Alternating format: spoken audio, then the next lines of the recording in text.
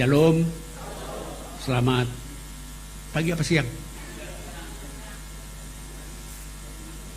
Betul, kalau saya masih selamat pagi karena belum makan siang.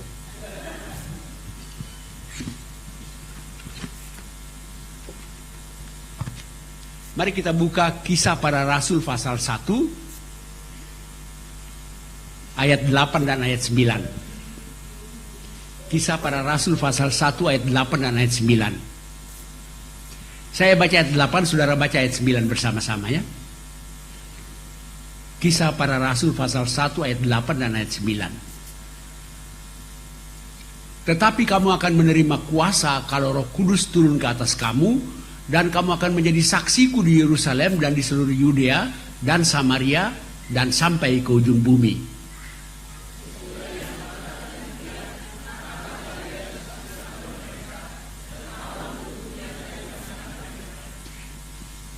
Hari Minggu lalu menurut kalender gerejawi hari apa?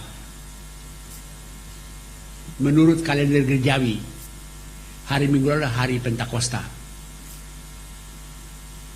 hari pencurahan Roh Kudus. Gereja mengingat dan merayakan bagaimana Roh Kudus dicurahkan kepada orang percaya. Dan hari Minggu ini masih dalam suasana itu.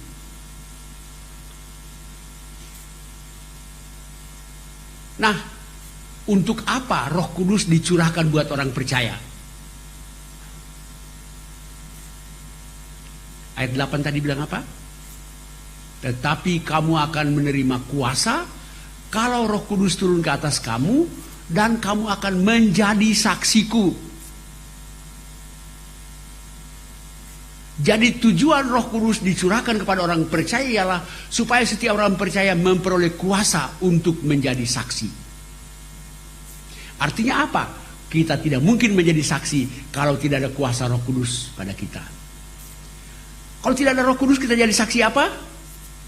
Saksi dusta.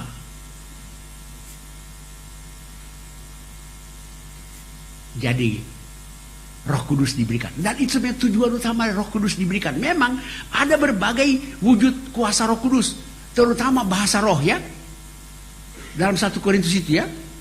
Ada juga yang lain, tapi sebenarnya sekalipun kita semua punya, tapi tujuan utamanya adalah supaya kita menjadi saksi. Kalau Anda dikaruniakan bahasa roh juga punya tujuan supaya dengan bahasa roh itu Anda menjadi saksi. Tapi untuk itu, untuk menjadi saksi kita butuh kuasa dari Roh Kudus. Tapi kuasa apakah yang kita dapat dari Roh Kudus itu? Dalam bahasa Yunani, bahasa asli Perjanjian Baru, ada 2 kata yang dalam bahasa Indonesia diterjemahkan dengan kuasa. Kata yang pertama adalah exousia. Gak usah dihafal, susah. Exousia. Exousia itu kuasa duniawi, kuasa politik, kuasa militer, kuasa ekonomi. Dan semua orang punya exousia ya. Pak Jokowi punya exousia, ya enggak? KPK punya exousia. Pak Prabowo punya enggak? Punya. Kalau enggak punya maka kita repot sampai sekarang. Punya kan? Tapi jangan lupa tukang parkir juga punya kuasa. Suruh maju, suruh mundur, ya enggak?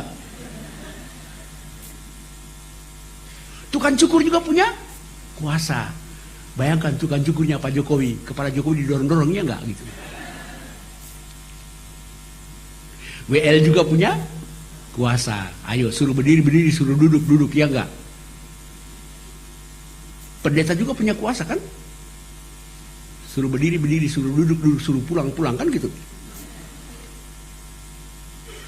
Saya pernah melayani di sebuah gereja, WL-nya sangat bersemangat ya. Dari awal sampai khotbah kurang lebih ada 10 nyanyian ya. Dan selama 10 nyanyian itu disuruh jemaat berdiri terus. Pada nyanyian kelima atau keenam dia tanya, masih kuat berdiri? Jemaat jawab, masih. Sampai selesai nyanyian ke-10 apa ke-11 saya nggak ingat lagi. Pokoknya banyak lah. Selesai nyanyi baru bilang, jemaat duduk, Bapak Pendeta berkhotbah. Tahu nggak? Saya berdiri terus. Kalau waktu di jemaat kan saya berdiri kan? Selesai nyanyi dia suruh jemaat duduk. Saya berkhotbah kan? Berarti saya berdiri terus. Walaupun saya pendeta, WL lebih berkuasa dari saya kan? Kita semua punya kuasa, tapi eksusia. Kuasa itu juga sudah diserahkan kepada Yesus ya.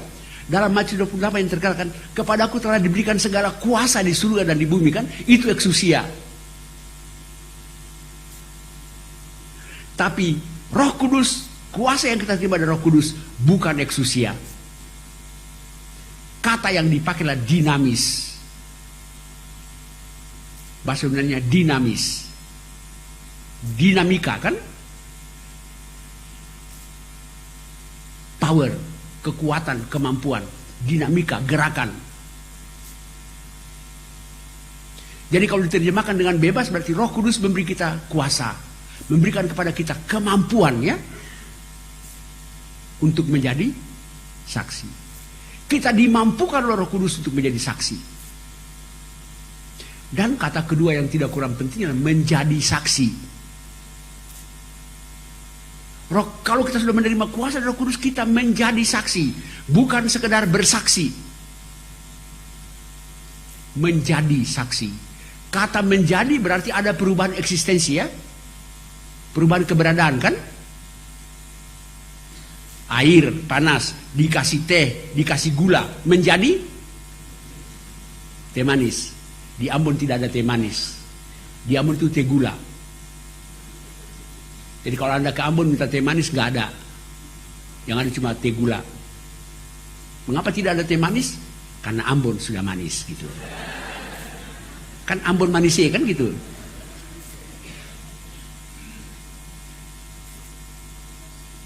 Menjadi berarti berubah eksistensi ya. Ayo, ketika saya ditabiskan, diurapi menjadi pendeta, apakah saya hanya pendeta waktu berkhotbah? Tidak kan? Mengemudi pun pendeta. Ada beda loh pendeta mengemudi sama yang bukan pendeta mengemudi. Beda. Kalau pendeta mengemudi merah stop, hijau jalan, kuning hati-hati. Yang bukan pendeta merah jalan, hijau tancap, kuning siksak. Kan gitu.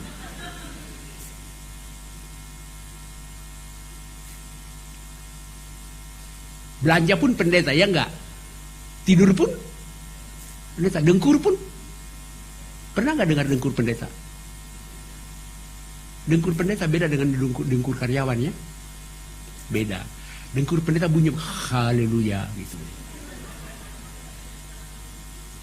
Dengkur karyawan bunyi honor gitu. Jadi ketika kita menerima kuasa dari Roh Kudus, kita diubah ya menjadi saksi. Sehingga kita tidak hanya bersaksi baru jadi saksi. Tapi ketika ibu belanja, ibu bekerja, ya, kita jadi saksi. Waktu kuliah pun saksi, ya enggak? Waktu belajar juga, saksi. Waktu pacaran, saksi. Waktu jadi anggota DPR, saksi. Jadi tim sukses, saksi. Jadi pengacara, saksi.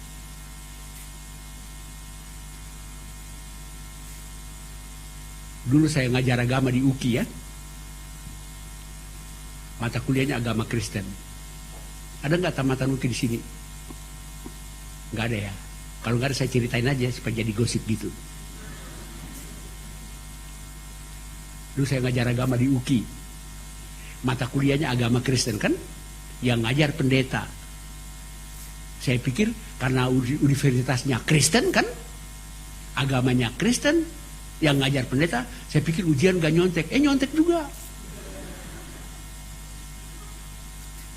Bagaimana menjadi saksi?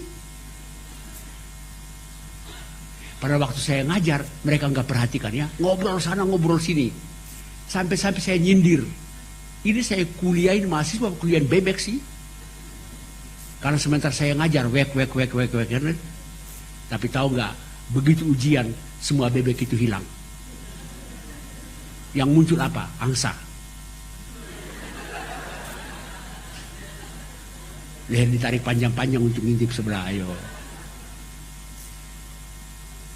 menjadi saksi. Ibu rumah tangga pun adalah saksi. Lalu bagaimana kita mengelaborasi menjadi saksi itu?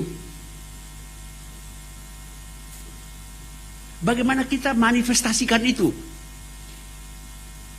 Sebuah atau kiasan kembar yang Tuhan Yesus ucapkan yang sangat terkenal bisa menolong kita untuk memahami bagaimana menjadi saksi. Ini kiasan kembar yang sangat terkenal. Kamu adalah garam dunia dan kamu adalah terang dunia. Sehingga ketika kita menjadi saksi, maka kata kerjanya apa? Kita adalah, kan? Ketika saya menjadi pendeta, maka saya adalah, kan? Pendeta. Ketika kita diberi kuasa oleh Roh Kudus, maka kita adalah saksi. Dan Yesus menjabarkan dalam kiasan kembar tadi, kamu adalah garam dunia, kamu adalah terang dunia. Ini kiasan yang sangat terkenal, ya. Kiasan kembar namanya. Kembar artinya ada persamaan, ada perbedaan. Itu kembar. Ada persamaan, ada perbedaan. Apa persamaan garam dan terang? Apa persamaan garam dan lilin? Seperti biasa, kalau saya khotbah, saya tanya sendiri, saya jawab sendiri.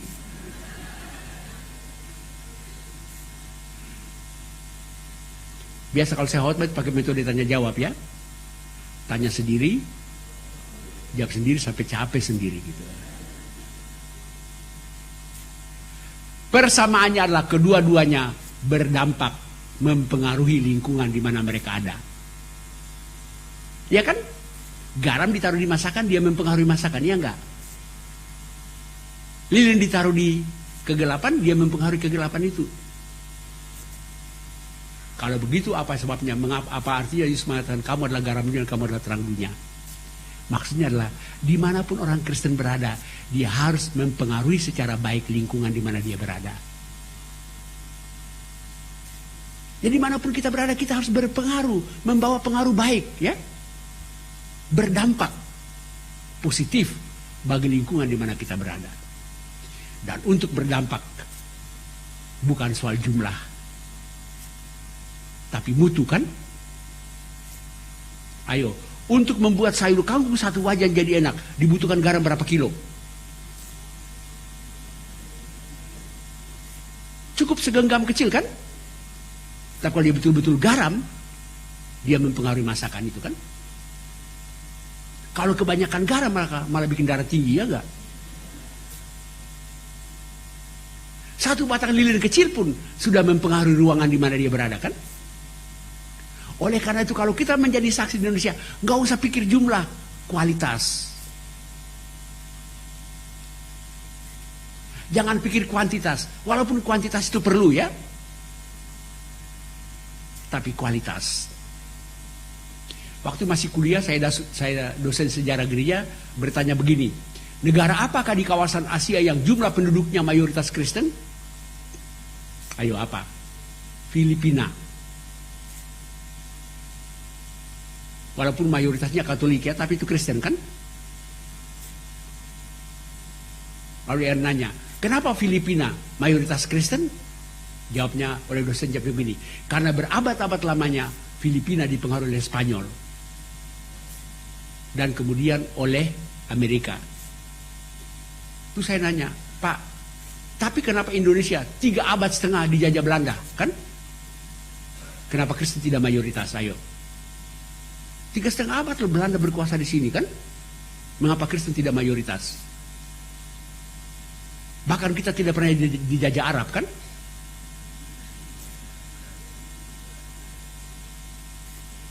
Mengapa Islam mayoritas? Saya tanya dosennya. Dosennya bilang begini, saya tidak tahu. Dosennya balik tanya saya, kalau kau rap-rap apa jawabanmu? Saya bilang, saya juga tidak tahu. Lalu kami diskusikan, ternyata diskusi kami mengatakan begini, ya, mengapa kita tidak bertambah besar jumlahnya, ya? Walaupun penginjilan sudah all out kan, kami berkesimpulan ada maksud Tuhan dengan membiarkan kita menjadi minoritas di Indonesia. Supaya di Indonesia kita tidak mengandalkan jumlah, tapi mengandalkan mutu.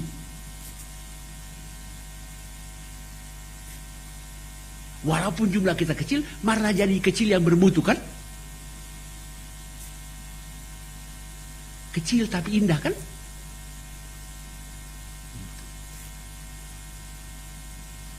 Sekarang apa bedanya? Tadi kan persamaan kan? Sekarang apa bedanya garam sama lilin? Ayo. Jangan bilang garam bisa dimakan, lilin gak bisa dimakan.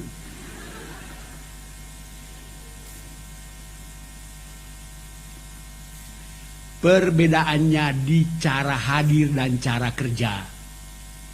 Garam itu bekerja secara tidak kelihatan kan? Dia menyebar tidak kelihatan kan? Lilin itu tetap di tempat kan? Tapi dia berpengaruh, mempengaruhi ruangan.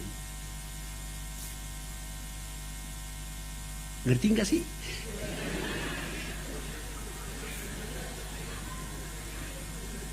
Kayak bengong ya. Bengong apa terpesona sih orang-orang ini?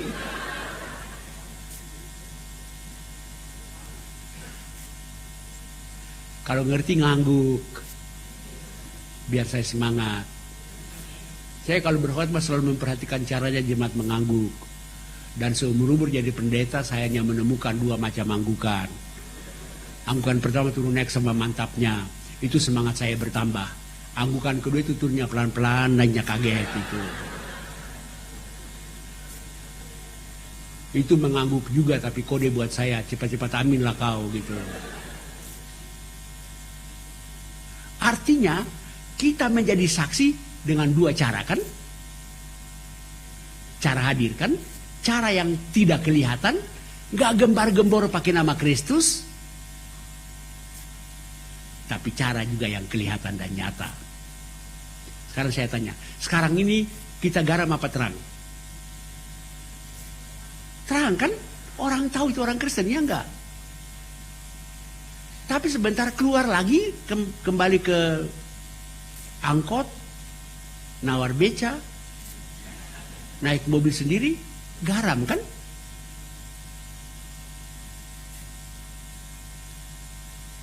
Jangan saudara naik angkot, dalam nama Yesusku naiki angkot ini kan gitu. Saudara mau menonjolkan terang kan? Tapi kalau saudara naik angkot sebagai terang, gak usah pakai nama Yesus terang-terangan kan? Tapi naik yang sopan kan? Kasih salam buat semua orang yang duduk situ. Salamin satu-satu kalau perlu kan?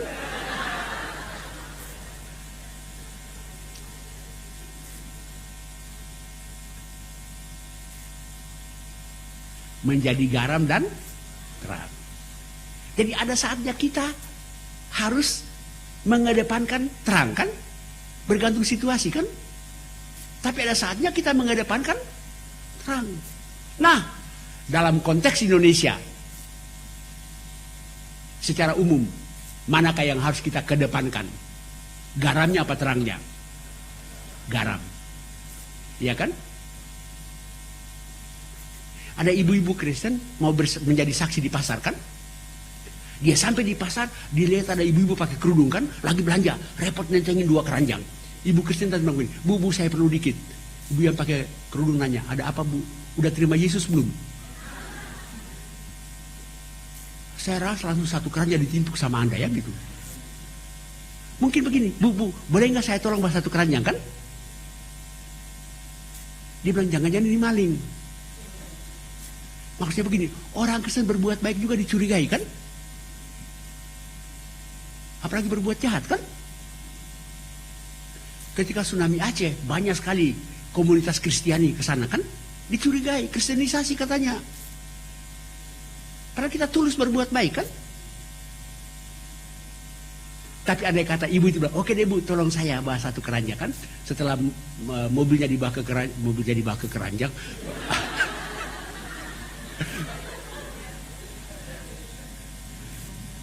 Setelah keranjangnya dibawa sampai di mobil, mungkin ibu itu nanya kan, kenapa Anda baik sama saya kan? Baru keluarlah jawabannya, sebab saya punya Yesus. Kalau ibu mau saya terangin gitu. Ya udah kalau nggak ngerti, terus gimana ya? Kayak bengong ya. Gitu. Jadi sebenarnya ketika kita menjadi saksi, sederhana saja, hiduplah sedemikian rupa kan, sampai orang bertanya, gitu. Cara kita adalah baik sebagai terang maupun sebagai garam. Hiduplah sedemikian rupa sampai orang tanya kan, kenapa ibu tolong saya? Karena saya punya Yesus kan. Tahu nggak nyanyian yang terkenal kan? Yesus jawaban, iya nggak? Betul, Yesus jawaban. Tapi apakah itu yang ditanya? Yesus itu jawaban, ya dan amin kan? Jadi tugas kita bukan menjawab. Menjadi saksi adalah berarti hiduplah sedemikian rupa sampai orang nanya. Orang lihat cara hidup kita yang berbeda dengan orang lain, baru orang nanya kan? Jawabannya udah di kantong. Yesus jawaban. Jesus is the answer kan? But, kata almarhum pendeta Dharma Putra, Jesus is the answer, but is that the question? Pakai bahasa Inggris biar sedikit berbobot khotbah ini. Waktu saya baru jadi pendeta, senior saya kasih nasihat, para kalau khotbah selip-selipin bahasa asing. Saya tanya kenapa? Sebab kalau khotbah atau ceramah ada bahasa asing, itu tanda bahwa khotbah itu berbobot. Makin banyak bahasa asing, sehingga makin tidak dimengerti, makin berbobot khotbah itu.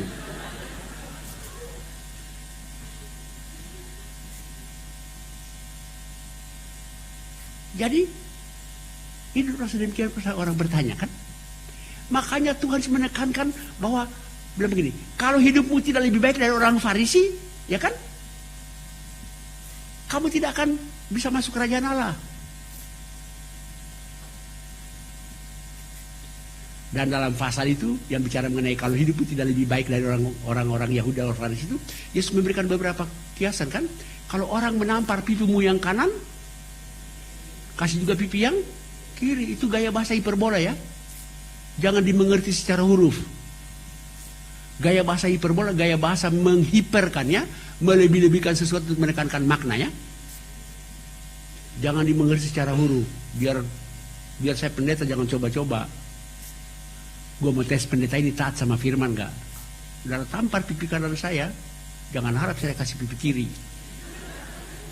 7 uppercut balasannya gitu.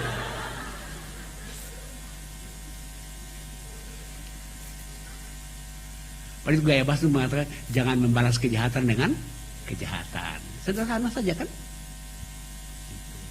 Tapi ada orang NTT sama orang Papua berantem ya. Orang Papua sama orang NTT berantem. Orang Papua tampar pipi kanan orang NTT. Orang NTT ingat ayat itu, dia kasih pipi kiri. Ditampar juga orang Papua. Selesai pipi kanan dan pipi kirinya ditampar, baru orang NTT ini gulung dengan baju. Dan berkata begini, soal Alkitab sudah selesai. Sekarang soal laki-laki dengan laki-laki gitu. Lalu dia tonjok balas itu orang Papua kan. Maka orang NTT ini mengerti ayat itu secara huruf kan. Gitu. Lebih celaka orang Batak sama orang Ambon berantem. Orang Batak tampar pipi kiri orang Ambon. Orang Ambon langsung tonjok orang Batak sampai babak belur. Ada orang Manado marahin orang Ambon. Hei Ambon, kenapa kau balas? Kan Tuhan bilang siapa tampar pipi kanan kasih pipi kiri kan? Si Ambon bilang salahnya Batak, kenapa dia tampar kiri duluan? Kan gitu. Kan Tuhan bilang siapa tampar kanan kasih kiri. Si Batak salah tampar. Maka bagi si Ambon ayat itu tidak berlaku lagi kan gitu. Itu gaya bahasa hiperbola. Gaya bahasa melebih-lebihkan ya. Dan ini ekstra aja. Seorang dosen teologi di Jogja membuat sebuah artikel yang berjudul Humor dalam Alkitab ya. Ada banyak, tapi dia mengatakan begini. Jadi kalau kita perhatikan, Yesus itu kita bisa sebut Yesus itu penuh humor ya. Dia berkesimpulan itu dari gaya bahasa hiperbolanya Yesus ya. Coba, lebih mudah unta masuk lubang jarum daripada orang kaya masuk kerajaan Allah kan? Bayangkan punggung unta sama lubang jarum, udah gak cocok sama sekali kan gitu. Lalu para penafsir berusaha menetralisirnya dengan menafsirkan makna lubang jarum kan? Padahal maksudnya adalah orang kaya kalau terikat pada kekayaan dia susah masuk keselamatan. Kalau matamu menyesatkan engkau, cungkilah dan buanglah kan? Lebih baik engkau masuk surga dengan mata sebelah daripada masuk neraka dengan mata utuh kan? Bayangkan kita bikin secara huruf, ayo. Hari ini mata kiri, besok mata kanan kan? Kan kita berdosanya bukan cuma sekali doang kan? Besok tangan kanan, besok tangan kiri. Lusa tangan kaki kanan, lusa kaki kiri. Masuk surga sih masuk. Tapi buta buntung. Lalu di surga kita ngapain aja? Kita gelinding-gelinding aja kan gitu kan gitu. Bukan, itu gaya bahasa hiperbola untuk menegaskan bahwa jangan tolerir dosa ya. Kita harus ekstrim melawan dosa. Kalau kamu punya iman sebesar biji sesawi, kamu bisa bilang pada gunung ini pindah dari sini ke sana kan? Itu gaya bahasa hiperbola. Bayangkan Merapi mau meletus ada orang beriman di Jogja kan? Dipindahkan Merapi ke Medan. Di Medan ada orang beriman pula kan? Dipindahkan ke Ambon kan? Gunung dipindah-pindah, merusak lingkungan tahu gitu.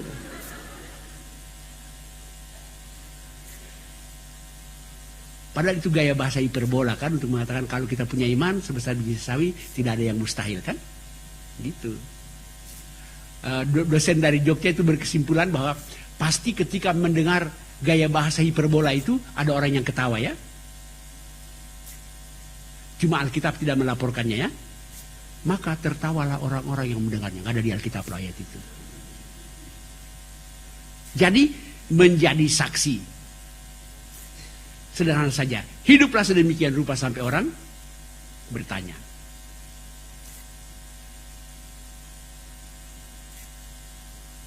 Menjadi saksi dengan kuasa Roh Kudus. Lalu bukti bahwa kita menjadi saksi dengan kuasa Roh Kudus itu apa? Ayo. Buktinya apa? Saya ganti pertanyaannya. Yang membuktikan bahwa ini pohon mangga apa? Ayo. Buahnya kan? Buah membuktikan pohon ataukah pohon membuktikan buah? Buah membuktikan pohon ataukah pohon membuktikan buah? Buah membuktikan pohon. Dari mana kita tahu itu pohon mangga kan? Buahnya. Tahun 1982 saya diangkat jadi staf PGI. Saya masuk rumah dinas. Rumah dinas itu halamannya sangat luas. Saya mau tanam pohon mangga. Saya terobsesi dengan mangga harum manis. Terus saya bilang istri saya, Ma, kita tanam mangga yuk, harum manis.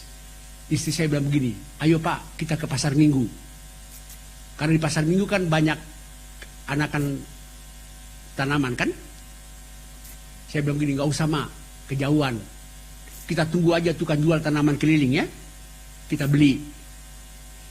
Istri saya tidak setuju, tapi dia tidak menyatakan ketidaksetujuannya ya. Dia diam saja. Saya ikut apa yang saya mau.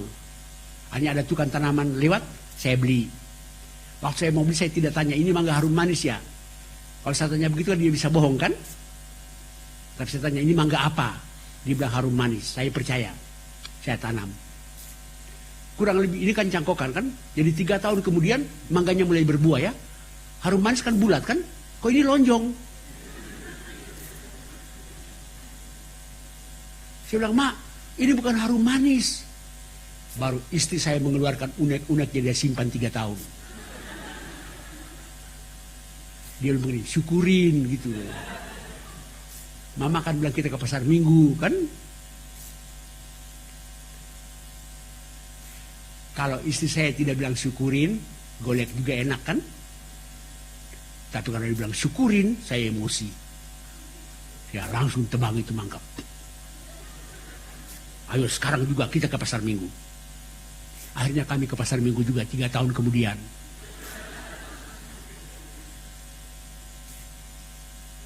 Dan saya tanam harum manis. Dan setiap musim selalu berbuah. Sekarang pun sedang berbuah. Tapi saya tidak mau kasih tahu alamat saya buat saudara.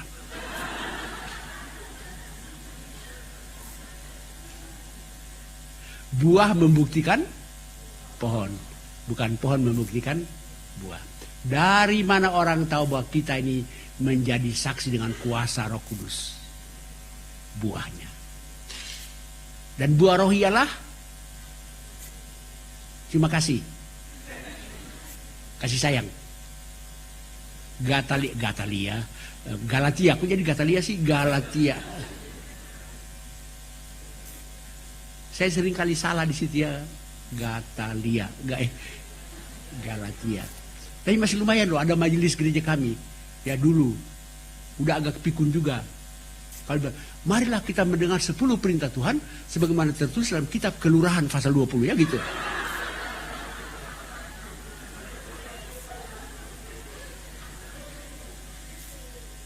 Sepuluh perintah Tuhan sebagaimana tertulis dalam kitab Kelurahan. Keluaran kan? Dia jadi kelurahan gitu. Galatia 5 ayat 22 dan 23a. Tapi buah roh ialah, ayo, kasih, sukacita, damai sejahtera, kesabaran, kemurahan, kebaikan, kesetiaan, kelemah lembutan, penguasaan diri. Itu buah roh. Artinya, kalau itu keluar dari diri kita, kita sudah jadi saksi ya. Mangga itu harus berkoar-koar mengatakan, gue mangga kan, gak usah kan? Orang lihat buahnya itu mangga.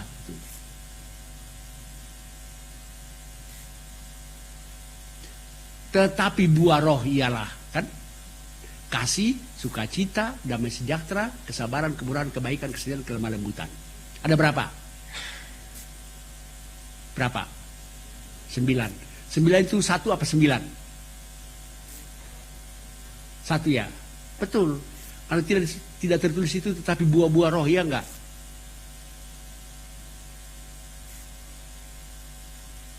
Tertulis itu buah roh, bukan buah-buah roh kan? Apa bedanya kalau itu 9 dan kalau itu 1?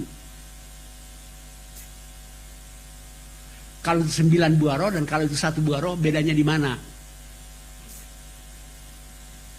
Bedanya begini, kalau itu 9, Anda bisa bilang begini, biar nggak punya 9, punya 2 kan lumayan kan? Daripada kagak kan? Biar nggak ada sukacita, yang penting ada damai sejahtera. Biar nggak ada apa sih? Biar tidak ada sukacita. Udah capek saya ya gitu. Maksud saya begini, kalau ada kasih mesti ada sukacita, ya enggak? Kalau ada sukacita mesti ada damai sejahtera kan? Tidak mungkin ada sukacita tapi tidak ada damai sejahtera. Kalau ada sukacita, tidak ada damai sejahtera, itu namanya apa? Yuk, senyum dalam derita kan? Orang yang sukacita pasti damai sejahtera. Orang yang sukacita pasti damai sejahtera. Orang yang damai sejahtera pasti sabar.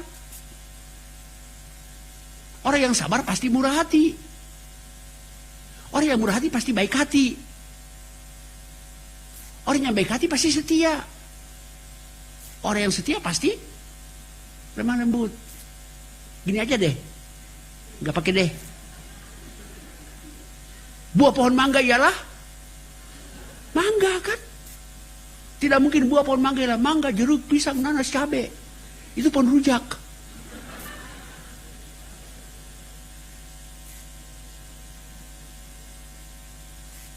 Sebenarnya kalau kita bandingkan dengan 1 Korintus 13, kita bisa bilang begini, buah roh ialah kasih, titik.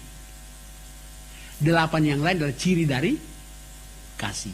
Coba 1 Korintus 13 yang terkenal kan, dia bilang begini, kasih itu sabar kan, kasih itu murah hati kan, kasih itu bla bla. Jadi di Korintus 8 di Galatia itu jadi ciri kan? Tapi di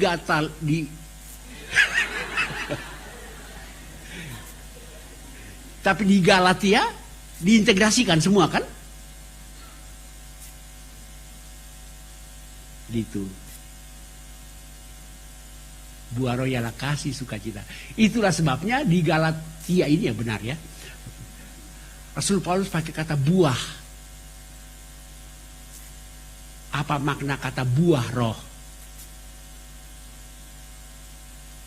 Mengapa Paulus tidak misalnya mengatakan, tapi hasil dari Roh Kudus apa? Tapi dia pakai kata buah loh. Buah, karpos. Buah. Kata buah menunjuk pada proses. Proses. Apakah begitu mangga berbuah udah langsung asam manis, punya biji, punya kelopak? Tidak kan? Masih apa? Pentil ya, pentil. Apapun yang kalau putih masih di bunga, tapi udah buah, tapi yang masih pentil ya, pentil ya. Walaupun itu pentil, dia 100% buah mangga enggak? Tapi dia diproses kan? Nanti kemudian baru mulai tumbuh kelopaknya, bijinya, asamnya, dan akhirnya manis. Itulah sebabnya Galatia ini menggabung semuanya. Artinya buah itu hanya betul-betul berfungsi kalau 9-9-nya udah ada kan? Memang waktu pentil dia 100% buah mangga, tapi dia belum selesai proses kan?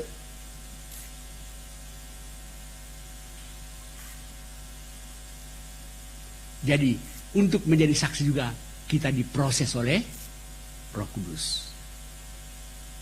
Itu punya konsekuensi. Konsekuensinya apa? Jangan cepat putus asa. Tuhan, kenapa saya belum lemah lembut kan? Kenapa saya belum murah hati kan? Jangan kecewa. Roh Kudus sedang memproses Anda kan? Kedua, jangan suka menghakimi orang lain. Kalau orang gak sabar, gak ada buah roh sama kau kan? Tidak. Yakinlah bahwa dia juga sedang diproses oleh Roh Kudus. Marilah kita saling menopang ya, saling mendorong supaya kita menuju sama-sama kepada kesempurnaan. Buah roh, buah membuktikan pohon, bukan pohon membuktikan buah.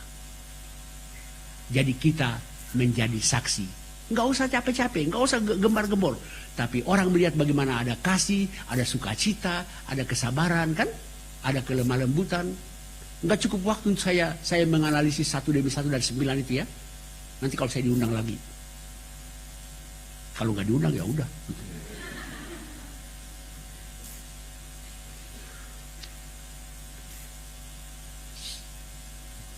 Jadi kita menjadi saksi. Lalu dikatakan apa? Menjadi saksi di mana?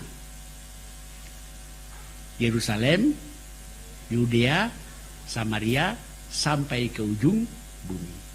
Yerusalem itu kota di mana murid-murid ada ya. Yudea adalah provinsi di mana Yerusalem ada. Samaria adalah provinsi tetangga, ujung bumi. Artinya kita menjadi saksi mulai di mana kita berada. Kita berdampak mulai di mana kita berada ya.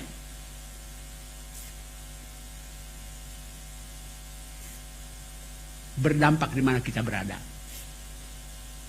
Kalau kita buang batu dalam kali, riak gelombangnya mulai dari mana? Dari mana batu jatuh kan? Pergi menuju ke tepi ya enggak?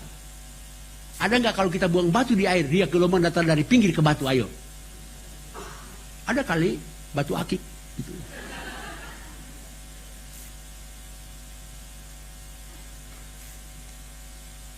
Jadi dimanapun kita berada, di situ kita berdampak ya. Nah ini tadi pagi saya lupa juga mengatakan itu.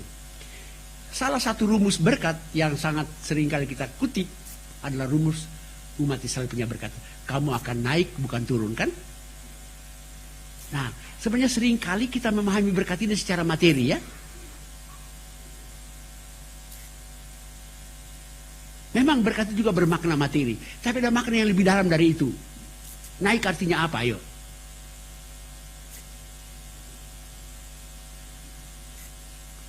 naik. Meningkat kan? Sebenarnya di khotbahnya udah selesai ya. Saya tutup Alkitab dulu gitu.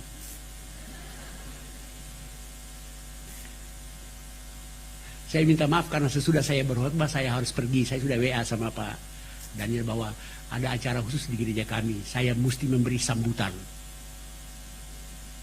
Menyambut dan menyambit ya gitu. Kalau saya kasih sambutan selalu nyambit orang gitu. Jadi saya minta maaf, sesudah ini saya akan, kalau istilah gaulnya, saya langsung cabut.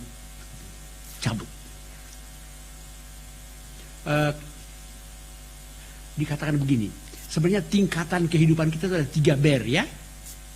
3 ber, tahu ber? B-E-R, ber. Itu awalan kata. 1, bertahan. Ya, kita harus berusaha untuk bertahan kan? Kalau kita naik, maka ber kedua, berhasil ya, naik kan? Tapi kita mesti naik lagi sampai tahap yang paling 3, berdampak.